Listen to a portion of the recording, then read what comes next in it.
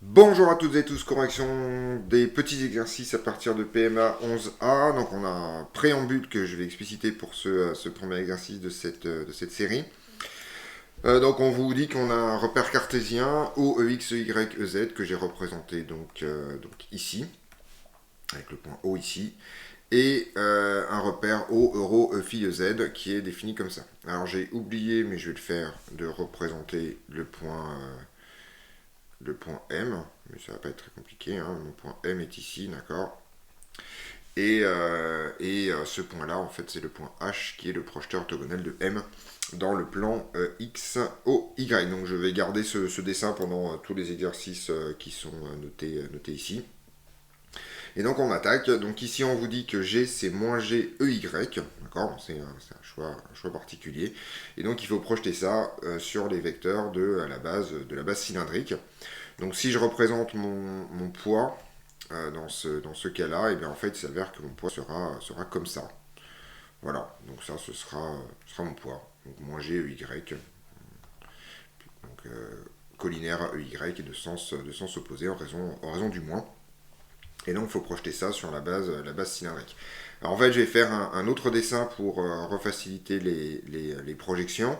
Alors en fait on est censé connaître l'expression de Y fonction de euro et de phi, mais on peut la retrouver relativement facilement.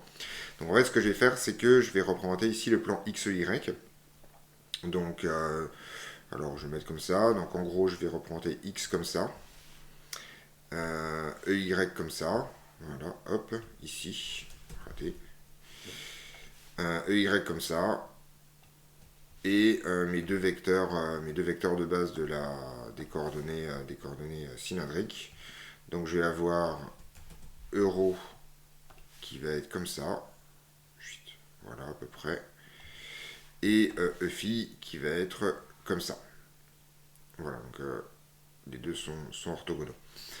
Donc une fois que j'aurai écrit les noms sur tous les objets, ce sera bon. Ça c'est euro, ça c'est EFI, et ça c'est EX et EY. Et je retrouve l'angle phi quelque part. Il est ici, entre EX et euro par définition. Et il est aussi ici par angle à côté perpendiculaire pour faire les projections. Alors une fois qu'on a tout ça, donc ça je vais le garder en fait à peu près tout le temps, il faut avoir ça en tête. Et donc en fait l'idée est la chose suivante, je dois projeter le poids. Alors là il y a un petit piège dans cet exercice, c'est que le poids c'est tout simplement mg, donc il ne faut pas oublier la masse. Et donc en fait mg c'est égal à moins mg ey, pardon. Donc de manière très générale il vaut mieux projeter les vecteurs de base, tout simplement parce qu'on est absolument sûr et de leur norme et de leur sens.